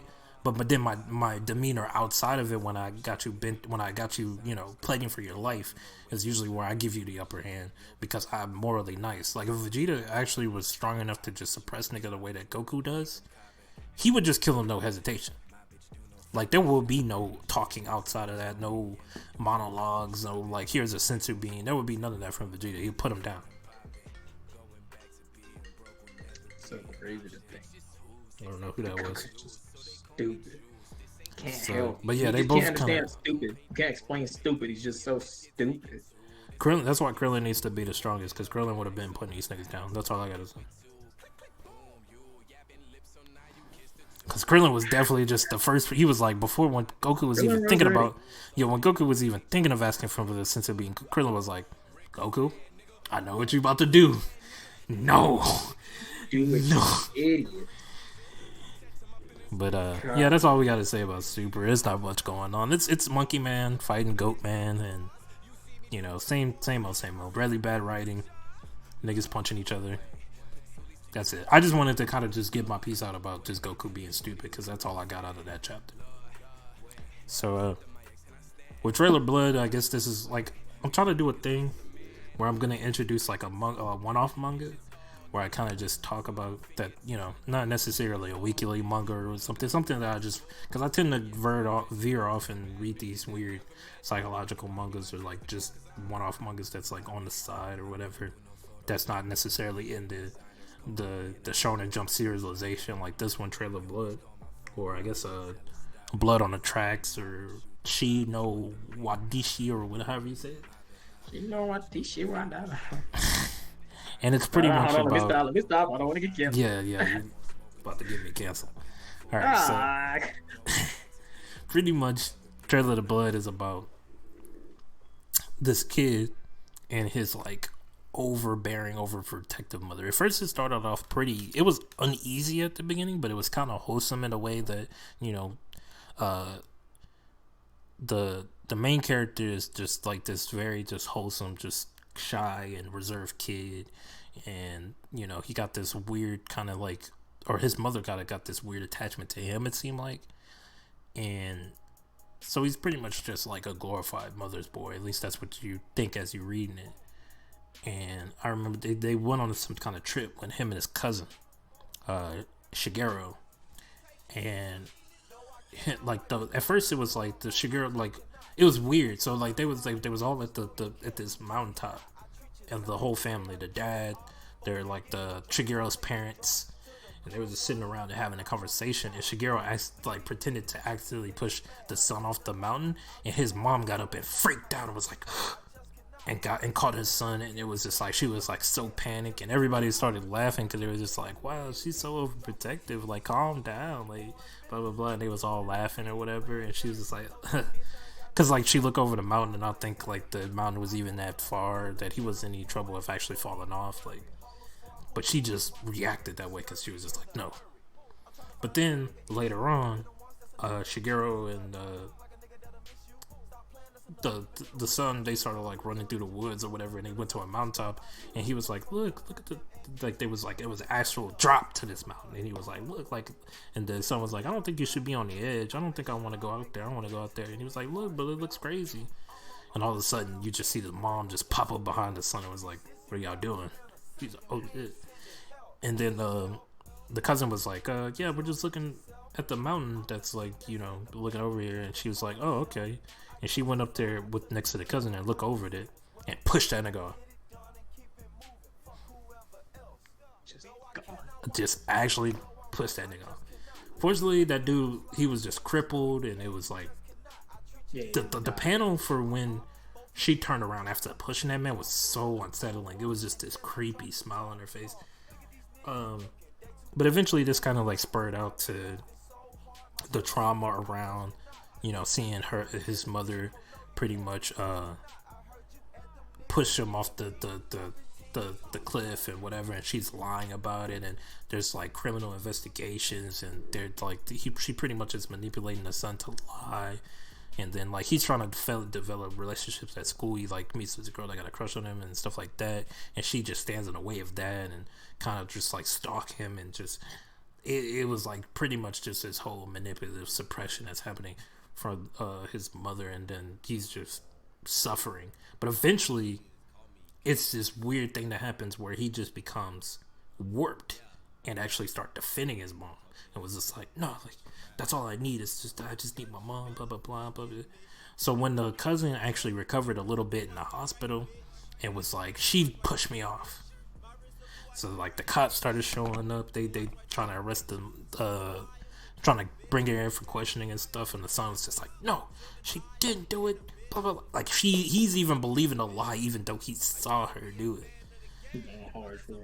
And just went crazy. And then like once she started getting locked up and he started seeing the residual effects from the cousin's family, and his dad is sad and stuff like that, he's starting to accept the truth and whatever, and then it's starting to like break him up about it. But it, like, I don't know, it's like at this point he's kind of like dealing with the fact that his mom is locked up or whatever. Like he went to the girl that, because he had to push the girl away because he was just like, you know, I guess we don't need to be in a relationship or whatever. I just got my mom, because regardless if we be together anyway, she's just gonna stalk you and probably do something to you anyway. Like he felt like his mom was probably gonna hurt that girl at some point. So he went back and actually found solace in each other, because she also hated her mom, and they kind of like found like a bond or whatever. And it was this weird chapter where they made a bag with each of their mom in their on the bags, and they just dropped rocks on the bags, and it was like, look, we killed our mother. It was weird. Jesus. And the recent chapter that I seen, it was like he was running with his cousin, and they went up to another mountaintop, and it ended right there. Like it was just it reflected the scene from the beginning. You know, I think it wasn't a lot of information, but I think it was like his cousin like actually out the hospital with brain damage and was able to like move around. And maybe his cousin's gonna push him off the cliff, or maybe it's gonna be some weird twist where the son was actually the one that pushed him off the cliff, and then we're just seeing everything from his crazed perspective, but we don't know. So, yeah, Trailer Blood is interesting. I recommend people to watch, to read it. It's a really weird psychological experience. Because the perspective is so warped, just so. It could be. It could be, but we don't know. As far as we know right now, the mom is a psychopath that's in jail right now. So, but yeah, it's a crazy experience. I left out some details because I'm still, you know, my memory is spotty, but that's pretty much the gist of what was going on. It's crazy. It's a crazy experience. Mainly the artwork is the most crazy experience about it, because like even in this panel right here, it's something so mundane as the mom just looking out the window. He has a way, or the person, whoever writes it, just has a way of just making like mundane type scenes like this look very uneasy. Like it makes you so creepy. Like literally somebody just looking at you with, maybe not even with evil intent. He just makes it so creepy. Like he has a really disturbing way of drawing. So yeah, that's all I gotta say about trailer. But now this is I'm gonna take a back seat, but this is kind of your section. But I can add some information to it. You know, I kind of read a little bit of it, and I kind of got an understanding of what happened at the end and stuff. But I guess we could just talk. Right. Demon Slayer. Well, just the whole basis of Demon Slayer it was a very good manga, actually. I just really liked it. I rate this one pretty highly. Demon Slayer, it executed things pretty nicely. The pacing was pretty good. Sometimes maybe it felt fast, sometimes maybe it felt slow, but then all around it actually was just well timed, well paced, and everything was. They got to people's backgrounds really good and linked niggas up pretty well. And they had training segments that actually went smoothly. It was all, I couldn't even be upset with Demon Slayer. I really did like it. Demon Slayer is just, of course everybody knows Demon Slayer, but if you don't know Demon Slayer, it's a boy named Tanjiro. He was selling coal. He lived with his family of like 6 or whatever in the mountains. His father's dead. It's just him, his mother, his brother, his sister, sisters, whatever. How many? I don't remember all of them niggas. But anyway, he leaves to go sell it. Huh? I was just saying he had a lot of siblings. Yeah, Jesus Christ. She was pumping out babies. I don't blame the dad, though. I don't blame the dad. I'm bad. But yeah, he left. He went to go sell, typical kind of dark story beginning. He leaves to go, do something for the family. Stays the night in the village because it's too dark to go back up, and they said demons might be out in the forest at this time of night on the path. So he waited till morning because the village knew him. They liked him. He was a hardworking boy.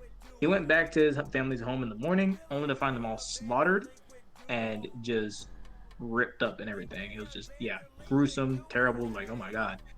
And and then his sister, Nezuko, happened. Of course, everybody knows Nezuko becomes a demon. And, she tries to attack Tanjiro, and Tanjiro's like, no, Nezuko, da-da-da. And then he meets this guy, I forgot his name, Giki, whatever his name was.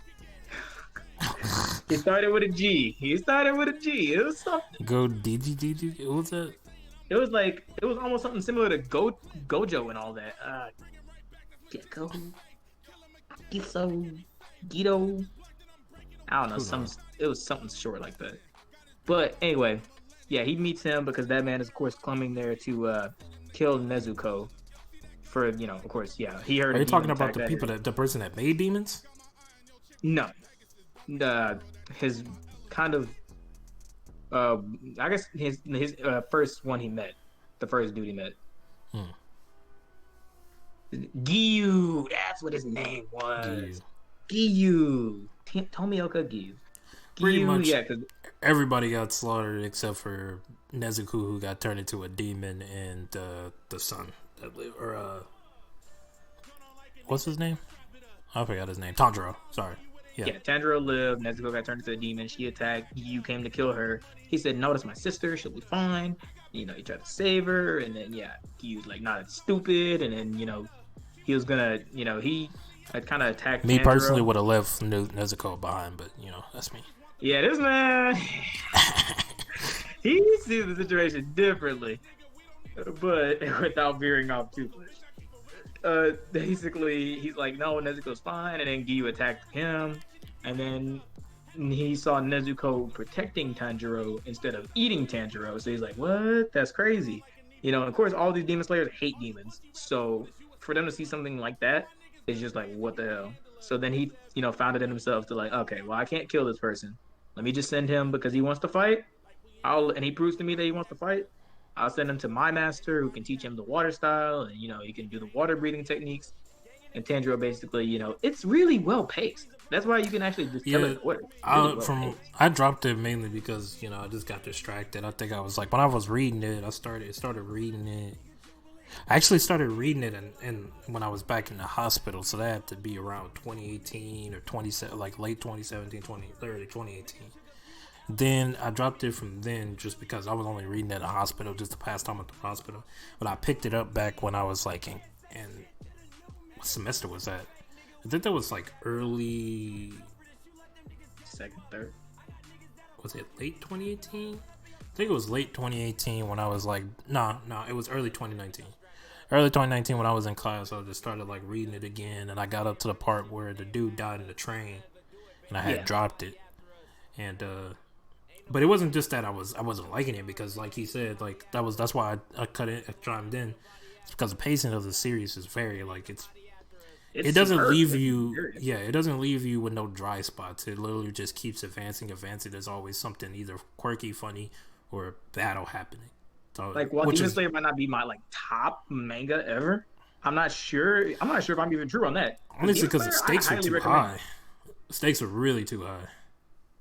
Yeah, they could never really afford to lose in Demon Slayer, or everything was fucked. And I don't know, that always was. It was still just the way they paced it and did everything. It was still just so weirdly nice. And I was like, okay, I do highly rate this one. I think everyone should give it a read. If you don't like it, I kind of can understand that. Even as much as I'm, slurping it up, I still can understand a perspective where you wouldn't enjoy it. Because sometimes it can seem like a little too much of, hey, how the hell did he just surpass this situation? I guess since this is just a one-off thing, because Kimetsu no Yaiba is done, and we probably won't be discussing it again on this podcast. I guess let's just go over some of your favorite fights. Let's channel. Okay, favorite fights. I guess I could say, I'm not gonna rate them in order yet. But one was Rengoku versus, I forgot that guy's name. The nigga on the train? Yeah, he fought him. And it was just basically such a power play match that really put in perspective, hey, no matter how strong you are as a Hashira, I'm a demon. I literally can blow blow pieces of you off, and you can dice me up as much as you want, but I can regenerate. You can't. And the demons had this thing where they really try to get strong people. They say, hey, you come over to our side, you can keep being a samurai. You can keep being, strong. Not like you can keep slaying demons, but you can, be real strong and keep that strength and be, amazing and not have to deal with all this other bullcrap like dying. And it put that into perspective, because it's like, yeah, Rengoku's really strong and he's really taking it to him. But yeah, at the end of the day, he's a demon and he's a human. And they always have this constant, power imbalance that, the humans can't match up the demons unless they kill them, but you can't really kill the demons unless you're strong enough to kill them in the first place. So in a war of attrition, demons, of course, outlast the humans. So that was that was a dope battle. Another fight, particularly, I did like, because a lot of these fights did become more meshed and more so like, instead of one-on-ones, which was, cool. It was cool too. But it was like they became more, hey, this is about that's what I was like. It wasn't just one-on-one. It was, hey, I'll have to use this to my advantage. I have to use survival to my advantage. I have to think about this more than just me fighting this nigga. That goes back into things being dire, like really, really it's reality that you don't have the luxury of fighting this man one-on-one.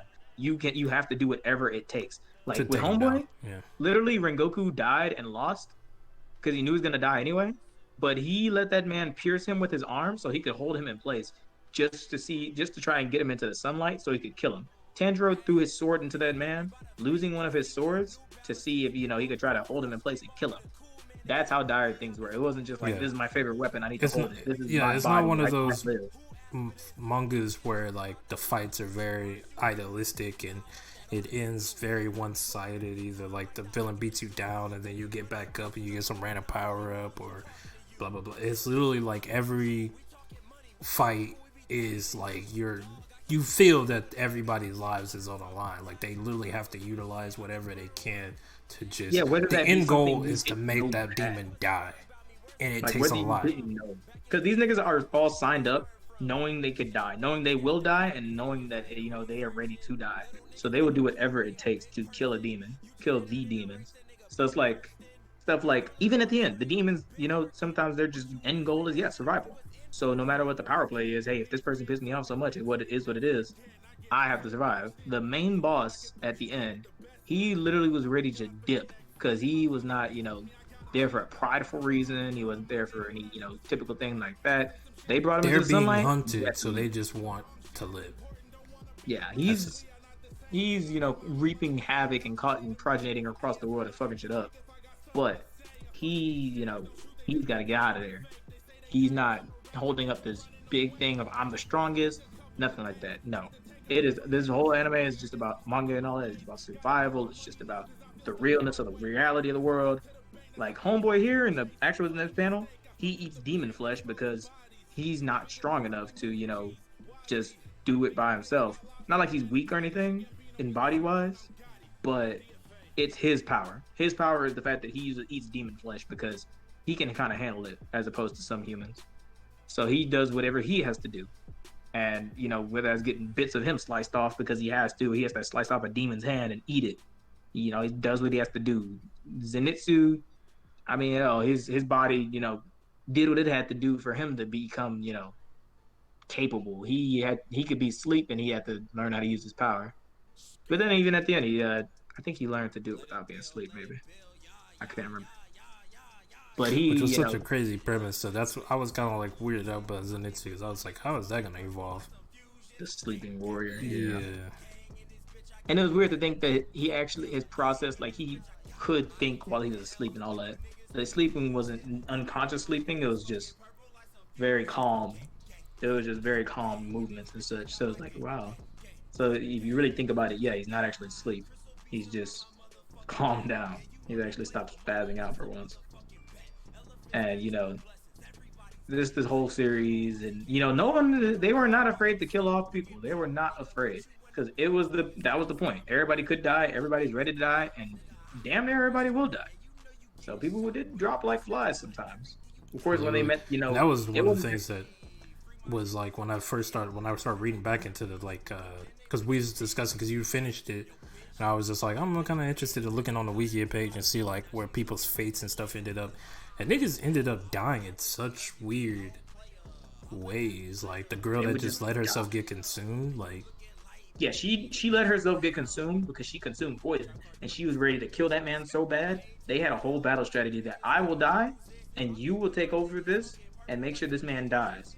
And this girl sacrificed her vision to make sure she could move fast enough to kill him. Don't ask me how that makes sense. It is what it is. She probably shut down a piece of her body or she over enhanced the part of her body, so she lost something for it. But yeah, these people are prepared. Even though they're kids, they are all prepared because they've all seen some bullshit and they're ready to get this shit done. So it was very crazy. Very great because man, everybody's got a background. Everybody's got shit. It's unique in its own way where it's not like Gantz or one of those mangas where the stakes are high, but like a lot of the times in Gantz it's like the stakes will be high, but it'll be very, very, very one-sided.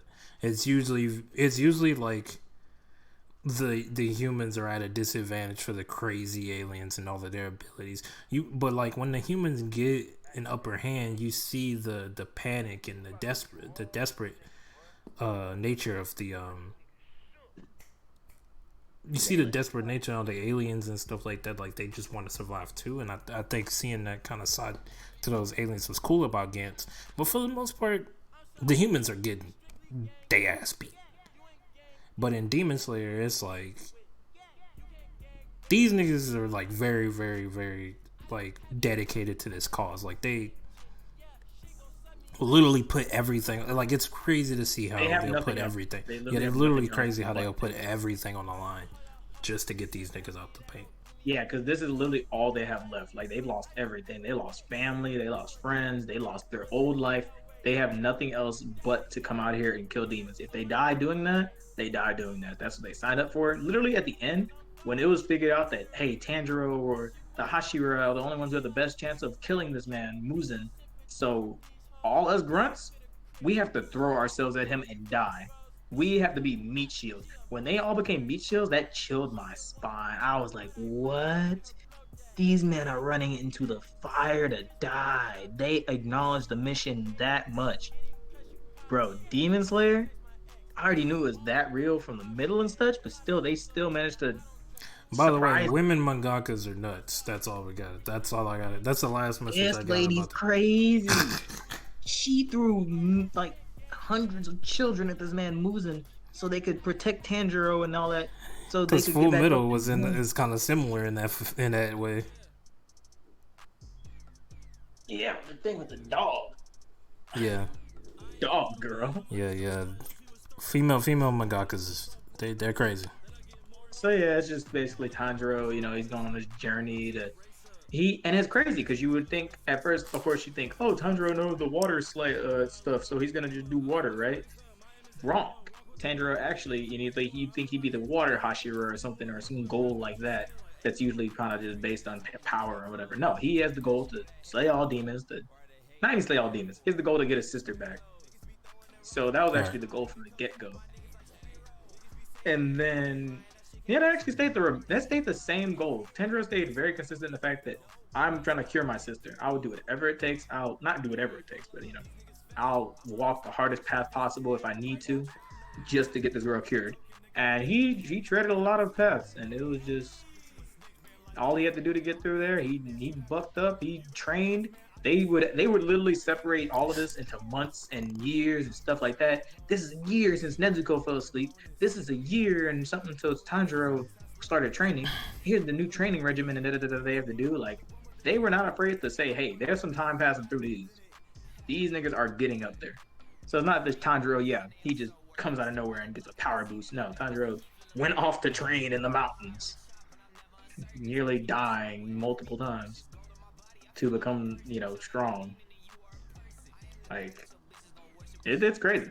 Yeah, they did it. They always had a good explanation of everything, not just cause. Yeah, and I appreciate mangas that where like the fights, like the matchups make sense. Like, yeah, of course, a lot of people lost a lot of things, but like when you see how powerful the demons are, it makes sense. Like, yeah, them niggas are crazy. Those niggas are crazy. Everybody's crazy in the name of survival. Like because they literally have worked so hard for what they do. Because what is it? Homeboy Rengoku. They even gave him a little, kind of maybe. I guess people really, really, really love Rengoku, and I am on that boat too. I really love Rengoku. But they gave him a little chapter after everything had already finished to say, hey, this is just some random chapter in Rengoku's life because we just feel like it. And it was literally a thing where Rengoku was back being when he was just a regular, kind of nigga. He wasn't like a Hashira or anything. He came upon these people and these, other demon slayers who were kind of, weaker and stuff. And they're like, wow, it was amazing. He gave us some hope and da-da-da-da. And he's like, damn, what should I tell these niggas? Because I want to say, hey, good. Well, he said, hey, let's work together and, be stronger. But really in the back of his mind, he's like, this person's going to die. And I really don't know how to tell, I really don't know how I should, say to this person, hey, man, you might die. I don't know if this is you. But he's like, who am I to, tell somebody that? Right. And I was just like, yeah, let's work hard to get there. And then he came upon this demon who was, he's like a Pied Piper type of nigga. And he killed like a bunch of kids or some shit. Or maybe he was just killing a lot of people. But no, he was eating a lot of kids. He was definitely eating a lot of kids. He basically lured a bunch of demon slayers there because I guess they went there to go kill him, of course, because that's what they do. They have a lot of people for a dwindling faction. They actually had a lot of people. That was always confusing to me. But he basically went to go investigate it because that was all happening. And then of course he just gets there and there's just bodies and bodies and bodies, and like he recognizes the ones he was talking about, the people who were just gonna die. And yeah, they died, but they died protecting this little girl who this guy didn't manage to kill because I guess amongst the bodies or whatever, they just... Hold on, bro. I just gotta say, bro, Pusha T is so fucking petty, bro. That nigga said Wayne complaining about Biden tax plan but had no issue when Birdman did it to him for 30 years. Oh, that's petty. That's mad. Ew, that's shady. That's so shady. But sorry to interrupt you. Nah, that's real shady. Damn, where you come from? Like, wow. They've been had beef for years. He hitting it on the head though. He hitting it on the head with the tax plan because it's like Wayne, that's how you feel because of the tax. I mean, whatever. Issue. How you feel? Personally, found it stupid. But closing thoughts, I guess, because we're about to creep into 2 hours. The finishing thing on that was, he got there, he saw the dead people, and they saw that they, used their bodies to protect this little girl, and the demon was like, oh, I didn't kill one? I guess there's one left, I'll just kill her in a second. But the demon had a power where the demons are really OP too. His power was he blew this flute or whatever, you hear it, and you just lose your senses go crazy. You try to move your foot, your nose will twitch. You try to move your ear, you might do a backflip. So you can't control your body. And while you're in the midst of trying to figure out what the hell is happening with your body, he can also summon out demon wolves to kill you or just attack yourself. So yeah, that's how all of them pretty much died, literally just dead. But Jesus. when Rengoku showed up, what's so crazy about the details in these panels too is the fact that he said, he showed up and Homeboy, blew the whistle or whatever, and Rengoku slapped his ears and he was holding his ears and stuff. And then, Homeboy's like, well, nah, you can't move. And, it says you can't swing your sword, you're going to die. So then, yeah, the wolves are going up to Rengoku. They're going to attack him. But, of course, he slices and dices through them. And then Homeboy's like, what? But, how can you take your hands off your ears when I'm blowing my whistle? And then he's like, oh, this nigga crushed his eardrums. He literally was ready to crush his own eardrums so he couldn't hear the whistle. And he couldn't, yes, that's the crazy. I was like, what? And then he's like, and Rengoku explained that, yeah, my comrades, even as they were being torn apart and dying, they put hand signals together, coordinated with their bodies to tell me, don't hear, don't listen, I was like, Jesus Christ. My God, there's so much thought into this. Like, that's a good thing I didn't just keep reading this here. I mean, this is right up my alley because I've definitely digested worse things than this, but yeah, damn, yeah, even imagine an extra chapter. It's like, my God, 20 children, or not even 20, there's like 10 or something children just died so they could spell out a message, don't listen to this nigga. And then that's when the victory comes. After that, it's like, my God. And when they started killing off the Hashira, that was amazing to me. I did not see that coming. When they said, hey, yeah, this is Hashira, but just because they're Hashira doesn't mean they're untouchable. This nigga gets his arm cut off. This nigga gets beat the fuck up. This nigga's this and that. Jeez. Closing thoughts. Demon Slayer is a really good read. Honestly, you won't be disappointed. It's rough. You gotta be prepared. Honestly, they lightly push you into it though. So they kind of really lightly spoon feed you a bitter medicine, but it's nice. Yeah. It is nice. But, they don't pour it down your throat. They spoon feed you. So it's a nice bitter medicine to chew on. Yeah, I would recommend reading Demon Slayer to everybody. Even though I had stopped, it was just due to my busy schedule. But yeah, read Devil Slayer. But yeah, that's about it. That's the first episode. That was a pretty good episode. And actually, when my whole thing was, I was nervous because we didn't get to Sunday and I didn't get to finish reading all that. Wanted to, so I thought this episode was gonna be short, but we apparently had a lot to say. Yeah, more so for those of you listening is, more so kind of like a prediction episode and kind of a expectation setter. So this is what you can really expect. Maybe there might be some new stuff added on, who knows? But this is kind of the expected what's going to be coming on. From this point forward, we'll just be doing just weekly updates of just whatever chapters we read that week. Maybe I'll try to keep a theme of introducing mangas like Trail of Blood, where we just highlight a manga that's just out there. I think he has an isekai that he likes to read. I have a couple isekai I could definitely throw your way. They might not be for everybody, but hey, if there's anybody listening that might I don't know. It's they're not bad. I can't put them at the highest stake of, oh yeah, they're top tier. It's just they're kind of isekai. But we can discuss them. Even if we're shitting on them, we can discuss them. Definitely. We just did this without, podcast anyway, so we figured, hey, that's the whole idea. We do this all the time, so. Yeah. Just to give you a little background into what that is there. Look at that picture. We out of here, man. That's the Wolves Den. Maybe it should be the Dog Cast. The Dogs Cast? No. The Dog Cast, yes sir. First episode of the Wolves Den. The reason why I'm kind of losing energy because I'm dehydrated because I've just been sitting there motor mouthing. I should have brought something to drink. Could you imagine changing the name on the first episode? Wolves Den, change to the Dog Cast. Dog Cast. No, I'm not doing that. That sounds stupid. It is very stupid. So yeah, we out of here, man. I gotta go drink some water before I pass. Oh yeah, we forgot to say there would definitely be guests like Jeremiah. Oh yeah. One day I might bring Jeremiah on so we can have a conversation about The Boys. The show called The Boys that's on Amazon Prime. So it might get into comic stuff soon. So. Yeah, and I was actually gonna read this comic that they was talking about. I forgot what it was called. Once I figure out what that thing was called, and I'm gonna go back and read it because there were some people that was really hyped. It was like a comic that's almost like The Boys, almost in a way. It's very violent, stakes are high, and it's full of just niggas with weird superpowers. But yeah, I'm out of here. I'm dehydrated. I'm about to pass out. Cool. So. I'm gonna take my shirt off. Y'all stay tuned and goodbye.